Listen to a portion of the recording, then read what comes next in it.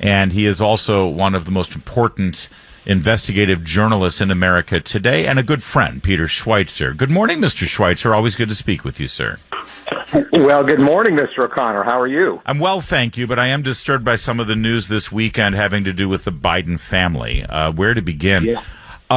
We are learning that then Vice President Biden and his son Hunter Biden were in New York to attend, of all things, a memorial for the children killed in the Sandy Hook school shooting.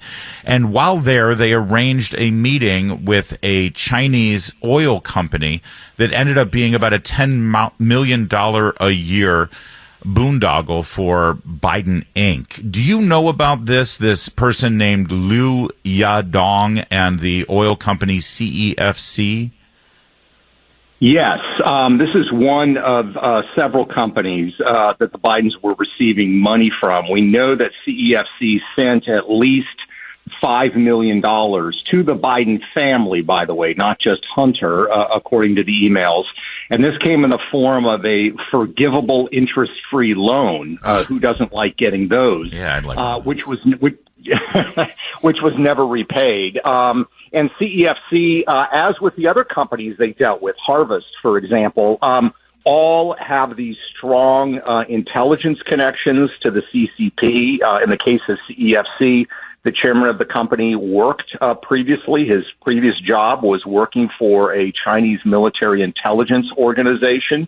And so it's another example of these kind of corrupt deals. And the fact that they piggybacked on this Sandy Hook event, I think is terrible, but also not terribly surprising.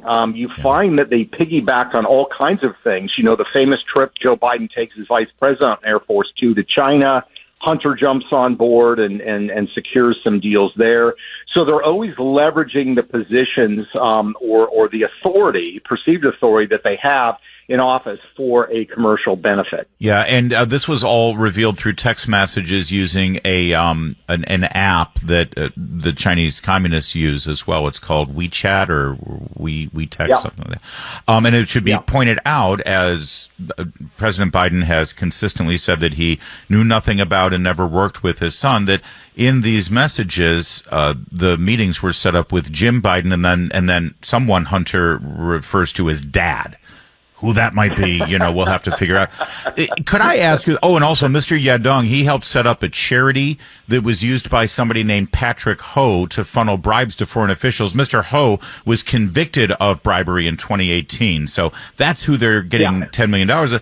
Peter Schweizer, though. And just to be clear, and I'm sorry to interrupt, Larry, but just to be clear, Patrick Ho, when he was arrested by the F on those bribery charges, according to the New York Times, his first phone call was to Hunter Biden. His first phone call, not to Chinese authorities. It was to Hunter Biden. And he paid Hunter Biden $1 million for, quote unquote, legal representation fees, even though Hunter wasn't practicing law in New York at the time. So we know, obviously, looking at all of this, and because we have a brain that actually functions and can reach logical conclusions, that Hunter Biden and Jim Biden were making millions and millions of dollars from foreign entities, including Chinese companies linked to the Chinese communists, by selling access to their father, then Vice President Joe Biden. My question for you, Peter, is what would Jim Biden say if they were asked a simple question? What exactly did you do for this money? What was the service that you were selling? What would they say? Well, it's funny. They don't have a good answer for that. Hunter Biden, for a $1 million payment that the CEFC Energy Company, the Chinese company, sent to the family, he described that as good faith seed money. Now, seeding what? Because we know that $1 million didn't go into some business account, seeding some future business. It was distributed throughout the family. So they throw up these names and these descriptions. Here's the bottom line, and I think it really comes to willful blindness. People who say, well, did Joe Biden get paid? Well, yeah, there's evidence he got a few $100,000. But people who want to say that are missing the point. In the third world, in African countries, Latin American countries, where widespread corruption takes place, the politician themselves doesn't take the money. It always goes to the family member. It's called plausible deniability. And the notion that your family can get tens of millions of dollars in an influence scheme, but as long as the politician doesn't get that much, it's okay, is patently absurd. It is patently absurd. It's covered by our laws here. And by the way, speaking of family members getting money in exchange for God knows what, we're going to keep Peter Schweizer here for one more segment because we've got more questions about these revelations, but also about a late-night visit from the President of the United States to his daughter-in-law, the widow of his son, Beau Biden, who is set to testify this week in the criminal trial of his other son, Hunter Biden. And, well, what might have been said in that meeting, and does it amount to witness tampering? We'll get into that with Peter Schweizer in just a moment. Stay tuned. It's 7:43.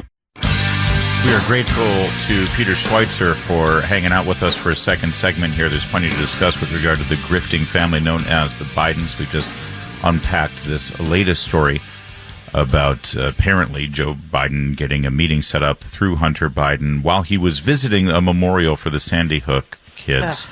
But that's just the tip of the iceberg here with what's going on with this family, Julie Gunlock. Yeah, Peter, there's also breaking news that President Biden made a surprise nighttime visit to Haley Biden on Sunday. This is, just weeks before she's due to serve as one of the most important witnesses in his son's trial on gun crimes.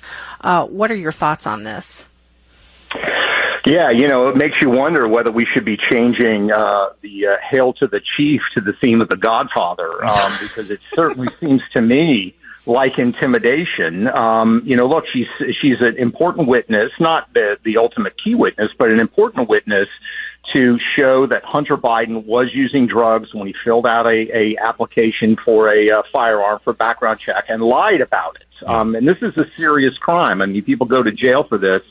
She would testify that, yes, he was, and that she actually disposed of the gun because she knew that he was high and he had this firearm and she thought it was unsafe. It's very reminiscent, although I would say worse than the situation a few years ago. Remember Loretta Lynch? The Attorney General was investigating Hillary Clinton, and Bill Clinton happened to be at the airport and stopped by and said hello.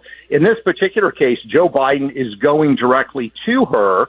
And look, the Bidens have a history of doing this, trying to jigger the law system for the benefit of the family when efforts of justice are involved.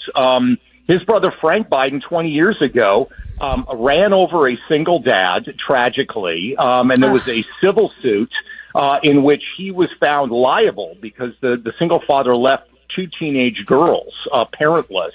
Rather than paying the judgment, Frank Biden fled California. And there was a private investigator who looked into this that said that his brother, then Senator Joe Biden, was letting him stay at his house. And eventually Frank Biden moved to Costa Rica to avoid paying this settlement. So there's a family history there of being loyal to the family, which is fine. But when there's criminal justice system involved, of basically saying we're going to play by our own rules. And this is another example of that with Joe Biden, who has always made excuses for Hunter's behaviors because, of course, they've benefited him. Oh, these are just horrible people. We're speaking with Peter Schweizer. With regard to Hallie Biden, because the headline is Joe Biden visits daughter-in-law before testimony, but there's more to it than that. She's the widow of his son, Beau, who was the Attorney General of Delaware. As soon as he had passed away, she ran to the arms of Joe Biden's other son, Hunter Biden. They had an illicit affair. He was married at the time, by the way, Hunter was. And there's a lot of drug and substance abuse going on there. That's when this incident with the gun took place. Was Hallie Biden ever on the family payroll, such as it is? Or was she ever the beneficiary of some of this illicit money? Yeah, she was, and specifically through Hunter. And I think you encapsulated it very well, Larry. But it is unclear to me whether Hallie ran to Hunter after her husband died or whether Hunter ran to Hallie. Oh, thank you. That's significant, actually. There's some dispute there, and there's, I think, evidence that it may have been Hunter who was the one pursuing. Wow. But there's no question about this, and of course, Joe Biden sanctioned this, said he thought it was a beautiful thing. If you go through the Hunter Biden laptop and the text messages you realize that this was a pretty tumultuous relationship. And let's just say that Hunter Biden did not always communicate or act as a gentleman with regard to his wife's widow. It was there was some pretty awful exchanges there. So there's no reason to believe, by the way, that Hallie would be particularly sympathetic to Hunter. I think it was a pretty severe falling out, which makes the Joe Biden visit all the more interesting and troubling. And just to clear up one thing, Hallie Biden was paid in some fashion, but what isn't her background as a high school counselor? Or, I mean, she certainly didn't really have the background to be paid by these Chinese companies, correct? She was sort of in counseling and high school education. Isn't that right? Yeah, no, you're exactly right, and that fits the profile of people that are Biden Inc. Nobody has any expertise for anything that they're supposedly doing, and this is passing around money. I mean, that's what it is. And the thing that people also need to look at is the money flowing from China came over the course of years, more than half a decade, and the money kept coming.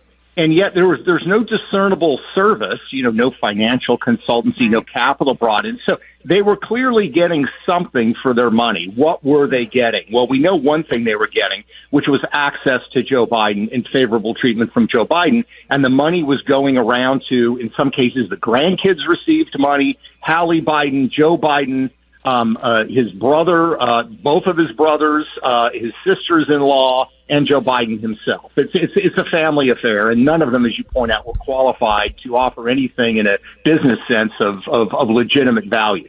Family affair in every sense of the word. By the way, also last week, as we mentioned, the House Ways and Means Committee, through Chairman Jason Smith, found that Hunter Biden had lied to Congress on at least 3 occasions. We gave you all of those details. And this late-night visit on a Sunday night before Memorial Day to a key witness by the President of the United States, who, by the way, is in charge of the FBI and the Justice Department, I think can reasonably be seen as witness tampering and obstruction of justice, Peter Schweizer.